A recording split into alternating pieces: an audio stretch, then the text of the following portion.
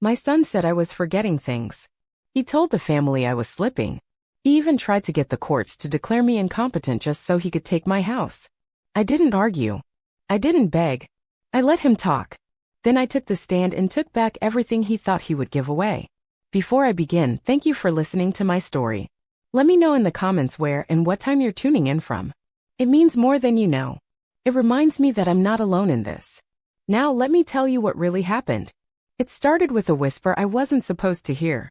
I was folding towels in the hallway, my joints stiff but my mind sharp as ever when I heard my son's voice from the living room. I paused, half-bent, the white towel in my hands like a flag frozen mid-wave. She forgets things more often now, Marcus said. Names, appointments, where she puts things. I think it's early dementia. I stood still. He was talking to my granddaughter, Nia. Sweet girl.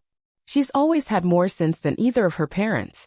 She didn't respond right away, just made a noise like she was unsure. I heard her say she seemed fine to me. And I smiled. That smile didn't last long. Marcus replied she hides it. That's what they do in the beginning. They cover until they can't anymore. We need to think long-term, especially with the house. The house.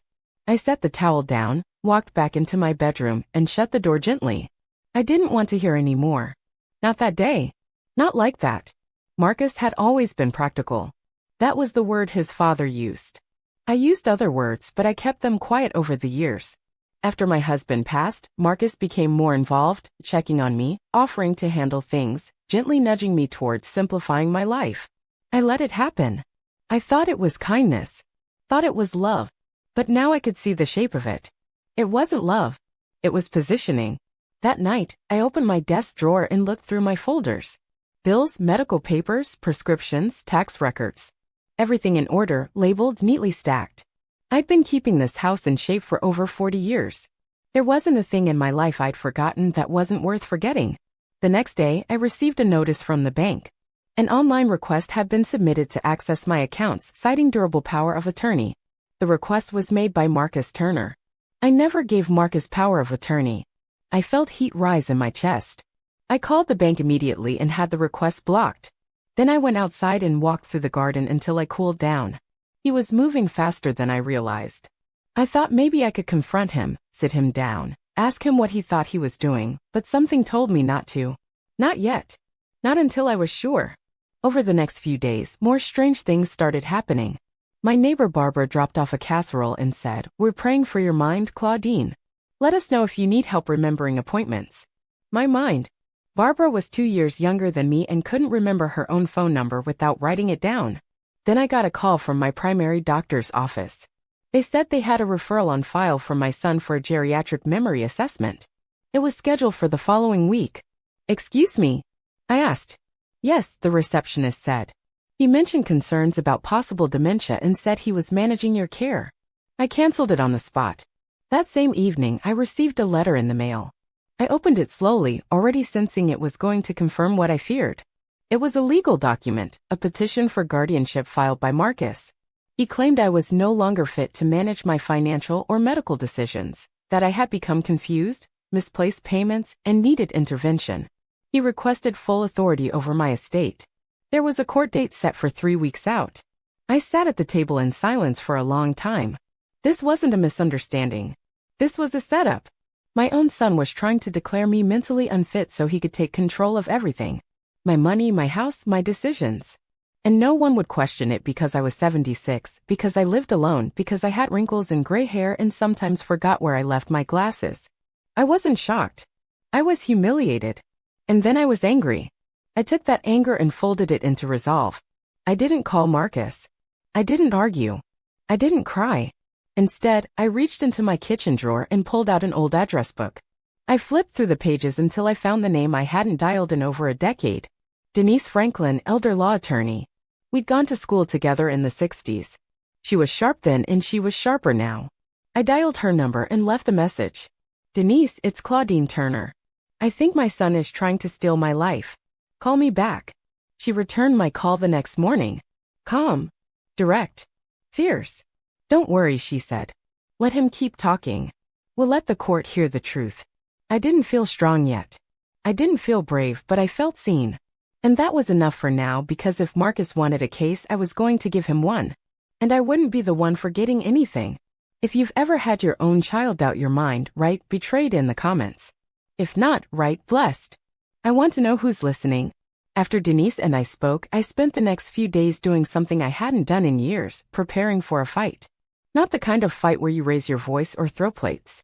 I've never been that kind of woman.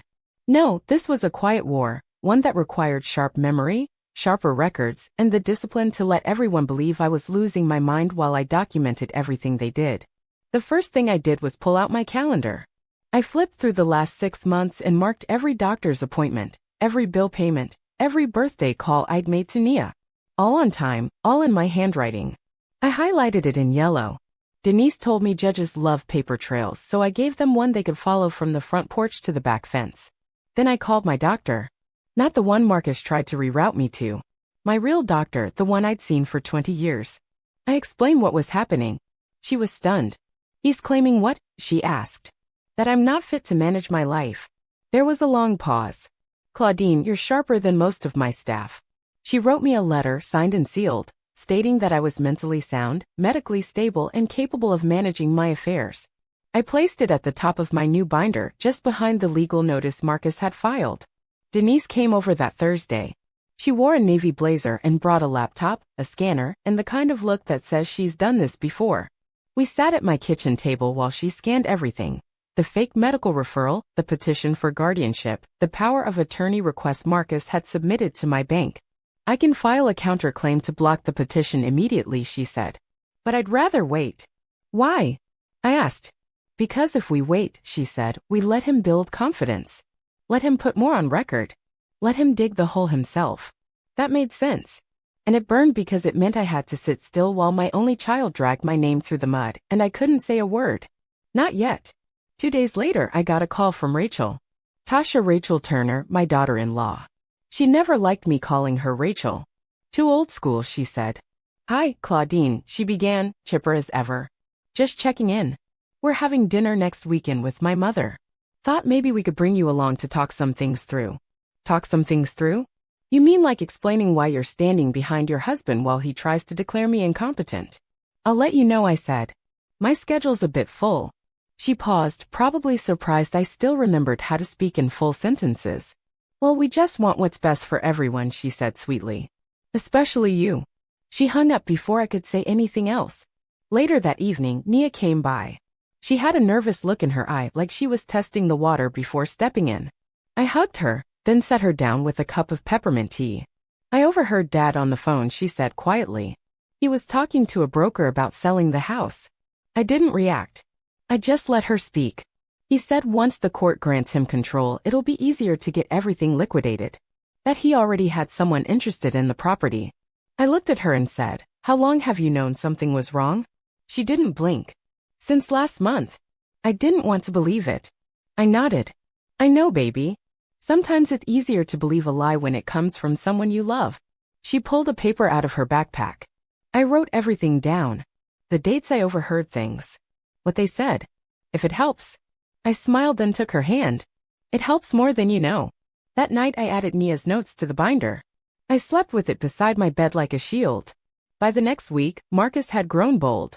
He sent a formal letter to my doctor requesting medical files, claiming he needed them as my acting agent under power of attorney. The office rejected it immediately. They sent me a copy. Denise smiled when I handed it to her. He's panicking. That's good. She filed the official objection to the guardianship petition. In her motion, she included the medical evaluation, the calendar records, Nia's written statement, and the evidence of fraudulent activity Marcus attempted through the bank. We were ready. And I hadn't said a word to Marcus since it started. Let them keep talking, I thought. Let them build a story. They believed their lie so much they forgot I still remembered everything. A week before the hearing, I got one last call from Marcus. He left a voicemail, his voice dripping with the fake concern he always used when he wanted something. Hey, Ma. Just wanted to check in. Hope you're feeling okay. We're almost through the process, and then you won't have to worry about bills or paperwork or anything stressful again. This is what's best. Love you. I saved the voicemail just in case the judge wanted to hear what love sounded like, because this wasn't about care. It wasn't about concern. It was about control. And soon it was going to be about consequences. Drop a heart in the comments if you've ever had someone say they love you while they were stabbing you in the back. I could have stopped it all earlier. I could have called Marcus the moment I got the bank notice. I could have demanded answers, slammed my hands on the kitchen table, shouted until he cracked. But I didn't because I wanted something better than an apology. I wanted the truth to come out in front of people who mattered. People who would write it down, stamp it, and make sure he never had a chance to erase me again. Denise said the hearing would be short. Guardianship petitions usually are, unless we turn it into something more, she said. And we would, because this wasn't just about my name on paper. It was about how easily people can be convinced that the elderly don't know who they are anymore. A week before the hearing, I started letting them see what they expected. When Rachel came by to check in, I opened the door wearing mismatched socks and left the kettle boiling just a little too long. When Marcus called, I let it ring 5 times and picked up sounding breathless and dazed. "Oh, Marcus, I forgot what day it was," I said sweetly. I wrote down every word he said, every fake concern, every rehearsed warning about how the system would take over if we didn't act now. The system. I built the system. I paid into it for 45 years, and now the same child I taught to count by sorting dimes on the coffee table wanted to convince a judge that I'd lost the very mind that raised him. Let them keep talking, I thought. The more they explained their plan to me, the deeper they sank into it. Meanwhile, Denise was working like a silent storm behind the scenes. She had already arranged for 2 expert evaluations, doctors who specialized in cognitive health. I passed both exams easily. Names, numbers, patterns, memory tasks. I didn't miss a beat. They were impressed. Even made notes about my lucid recall and excellent executive function. Denise smiled when she read the reports. He's going to walk into court thinking he's prepared, and we're going to ruin that illusion in 15 minutes. Nia came by the day before the hearing. She brought me a new blouse, soft lilac, said it made me look like a gentle hammer. Not sure what that means, I told her, but I liked the sound of it. She was nervous. Not about what would happen, but about what it meant, about her father, about watching him unravel in public. "You don't have to speak, baby," I told her. "Yes, I do," she said. "Because if I don't, he'll keep doing this to other people or to you again." I hugged her. "I'm proud of you." "I'm proud of you," she said back. We didn't cry.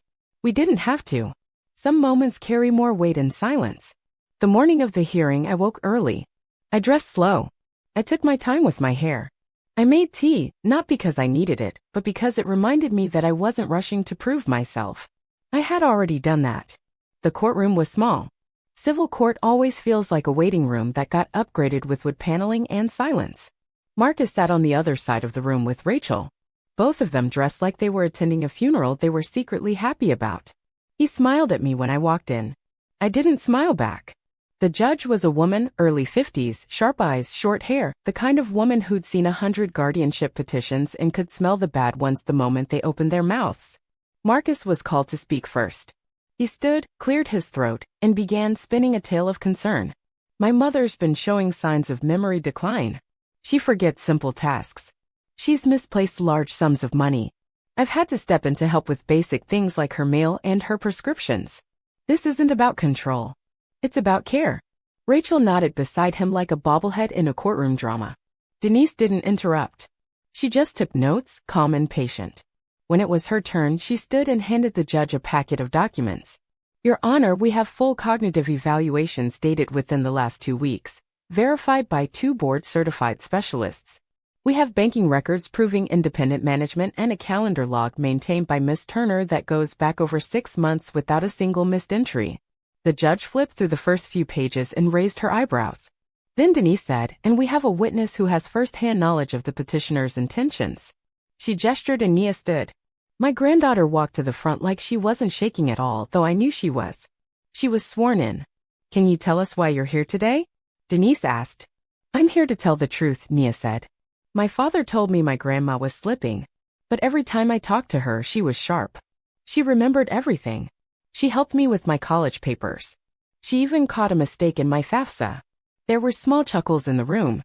Nia continued, "I overheard my parents discussing the house. They said once the guardianship was approved, they'd sell it immediately.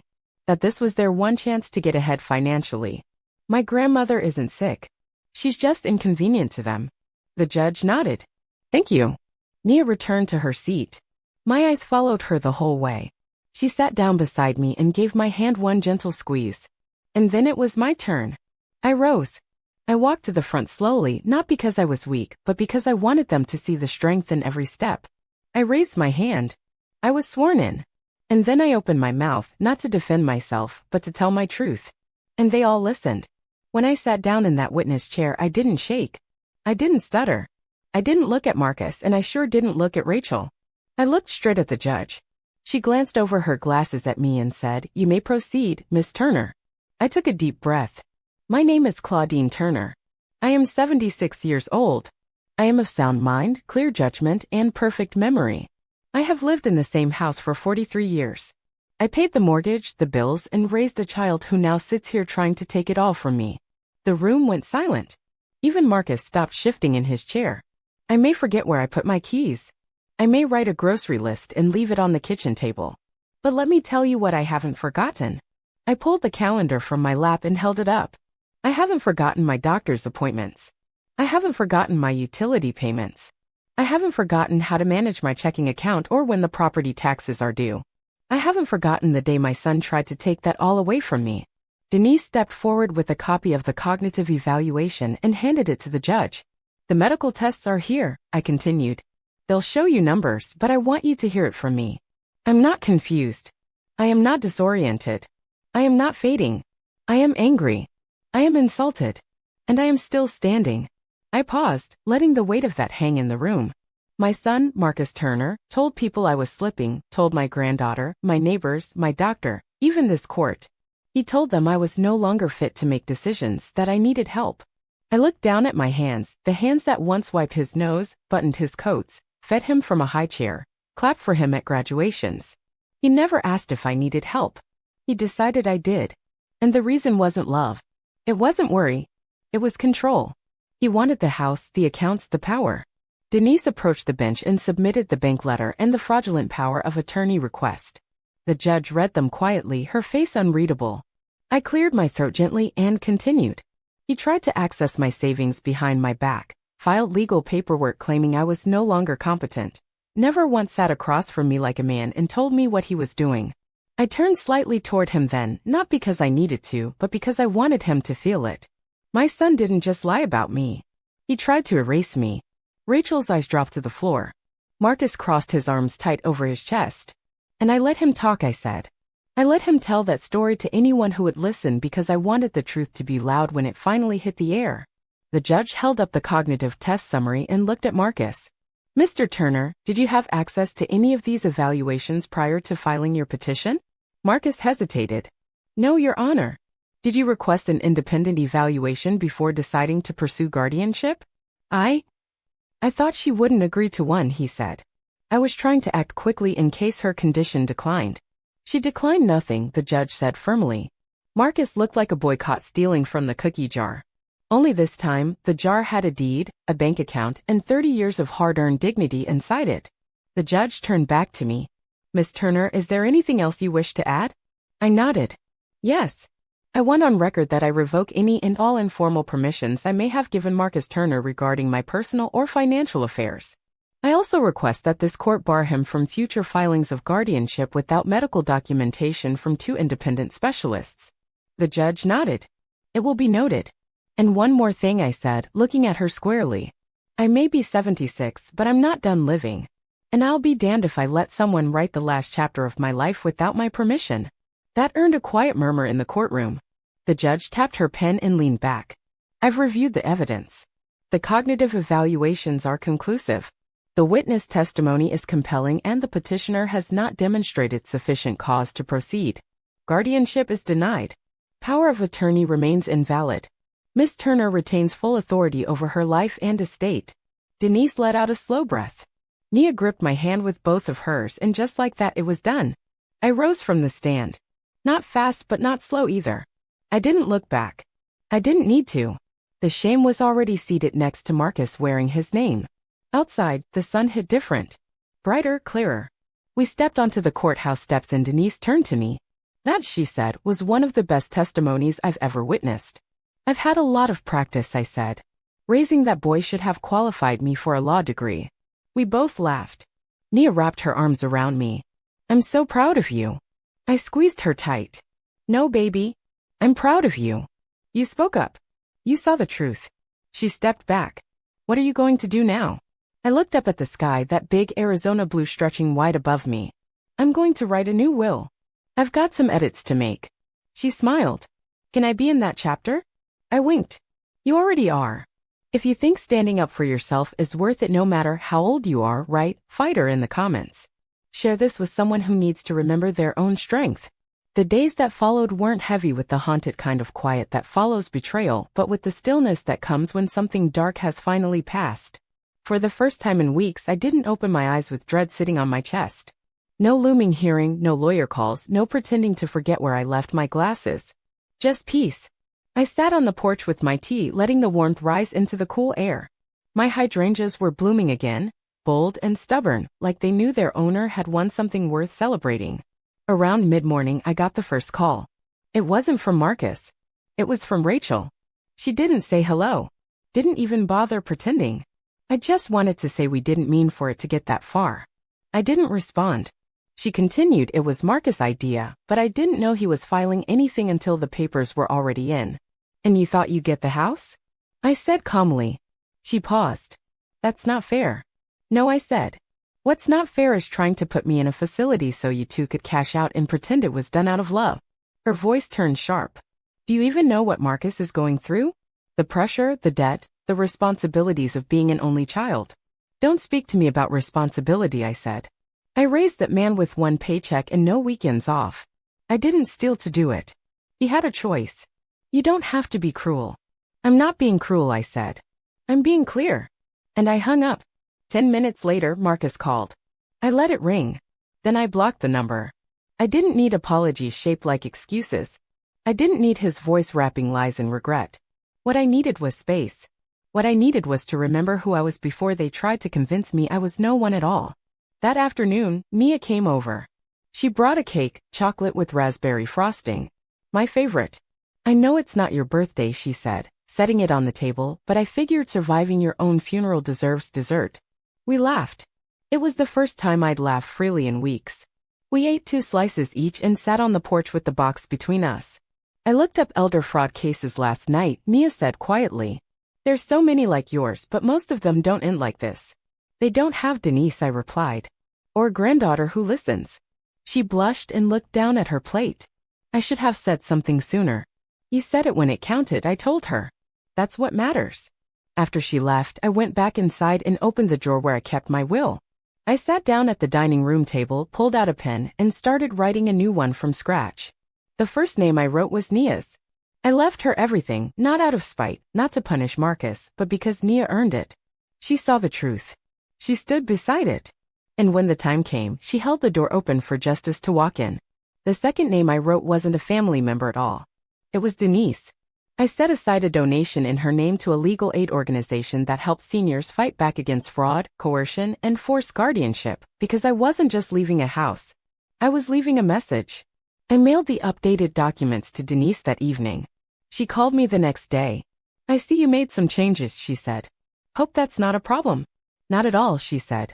In fact, it's beautiful. The next Sunday, I stood at my kitchen counter kneading dough with jazz on the radio. I hadn't baked bread in years, but something about starting over made me crave the scent of it. Starting from nothing, letting time and heat do their work, watching it rise. Around noon, I heard a knock on the door. It wasn't Rachel. It wasn't Marcus. It was a courier. He handed me an envelope, legal size, no return address. Inside was a handwritten letter from Marcus. It was short. I guess there's nothing left to say. Thought I was helping. I know you don't believe that. Maybe I don't believe it either anymore. I hope one day you can forgive me. Marcus. There was no I love you, no apology, just an attempt to soften what couldn't be softened. I folded the letter and placed it in the back of my binder behind the court documents. Not to hold on to it, but to remember how far I'd come. Because when someone tries to write you out of your own story, surviving isn't the end. You have to write the rest yourself. The truth is, I don't think Marcus ever expected me to fight back. He thought I'd fold, fade, sit quietly while they boxed up my life and rolled me into a facility with soft walls and scheduled meals. He thought I was too old, too gentle, too alone to make noise. And in a way, I let him believe that until it was time to speak where it mattered. But after everything was said and done, after the courtroom, the letter, the cake, and the legal changes, I started to realize something. Winning isn't the same as healing. For days after the ruling, I walked through my house like it was unfamiliar. I had lived in these rooms for more than 40 years. But now they felt reclaimed, as if the walls themselves had held their breath, waiting for me to choose myself. One afternoon, I sat down with an old photo album, one Marcus hadn't touched or asked about in years. Inside were birthdays, school plays, scraped knees, and graduations. Moments when I believed I was building something unbreakable between a mother and her son. But paper can't hold people together, especially when one of them decides blood is a ladder. That night, I lit a candle, not for grief, not even for him. I lit it for closure. The next morning, I got a text from Nia. Just 3 words. Can I visit? I replied, always. She showed up with flowers and a folder.